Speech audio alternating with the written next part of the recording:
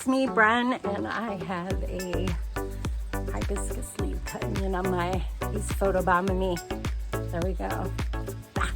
So I am out in my dome today. I've been out here quite a bit toward the end of August here, just because I've got quite a few chores I need to do before autumn gets here and before I start making room to put plants in here so they survive my winter here in Ohio, which I've been doing for the past 7-8 years. Oh my gosh, 2015 October we built this.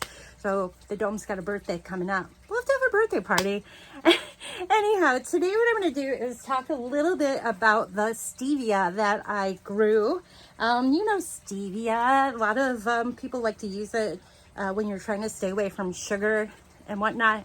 This is what stevia looks like. This is an heirloom variety, and I'm so excited because I actually grew a few plants in my hydroponics back in March, and you can find that on my blog if you just search stevia in the search bar on brenhaas.com. All right, so I feel kind of bad because I do not remember the name of the blog or the YouTube channel I had watched where a gentleman had grown stevia in his hydroponic setup, and it inspired me to try that myself because I love stevia. It's a beautiful plant.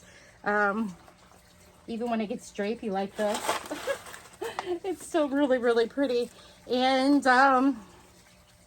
yeah, so the guy had it on his YouTube page, and he grew it in hydroponics, same seed variety that I had recently purchased. So I thought, you know what, I'm going to give it a try indoors. He said 21 days. So I waited, just happened to check back because I think I had some other herb in there that grows quick, probably parsley or basil or something.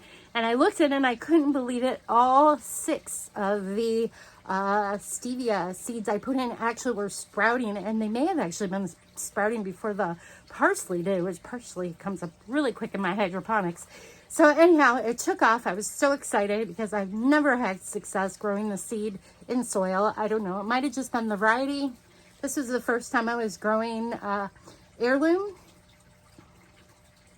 stevia, and I will definitely be doing it again.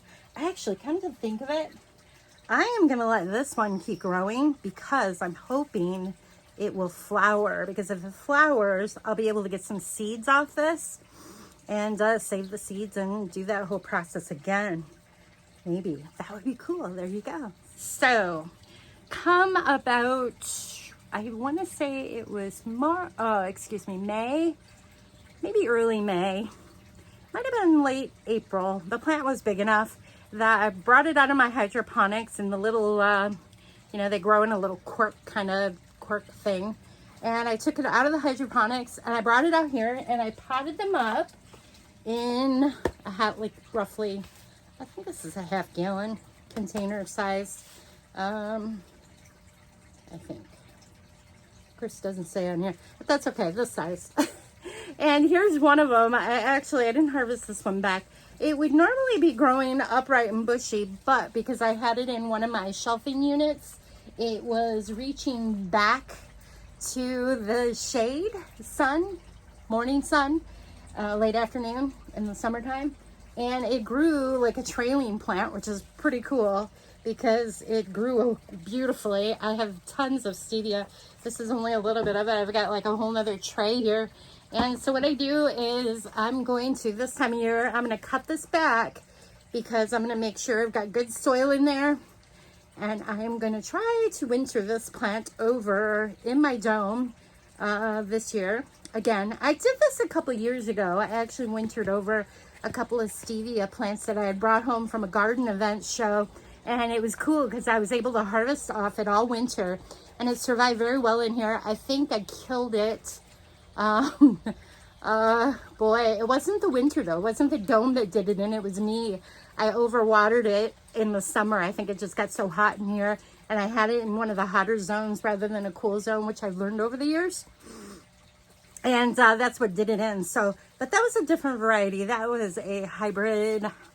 Forget the name of that one, but I know it's on my blog and I loved it. So, okay, you just keep photobombing, don't you? My hibiscus. All right. turkey neck. Okay, so what I'm going to do now is I'm going to go ahead and cut this back and right about here. And then I take these in the house and I will just take the good looking leaves off, which most of them look great. There's a couple that got a little black to them, or not black. Actually, this one looks really good. I don't see any. So I end up taking this in the house and I take the little leaves off. And actually I have a blog post about that if you want to read up on it. And here is one that I already cut back. I probably could go ahead and go in there. That's one that you're not going to want to keep. But that just got a little dry. What you could do actually even here is go in and harvest these leaves off. And I lay them on a drying container that's got holes in it. I have the whole blog post. My goodness. Okay. This keeps photobombing me. Okay, there we go. Yeah. And so you dry it, and they say you can use it dried in an airtight container for well over a year.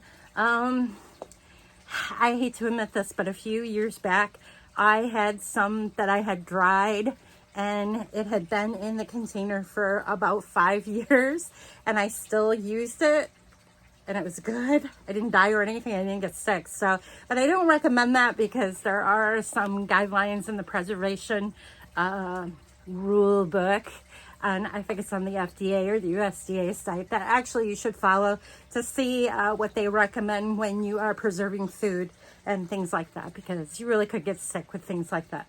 All right. That's how I preserve it. I pick these off, dry them, and put them in an airtight container in a cool, dry location. And there it is. Now, what do you do with it? Oh, I love stevia, especially it's really exciting when you grow it yourself, because all summer what I've been doing, one of the plants here, you can tell it was picking them off. I would come out and take about 5 or 6 leaves, and they could just be green like this.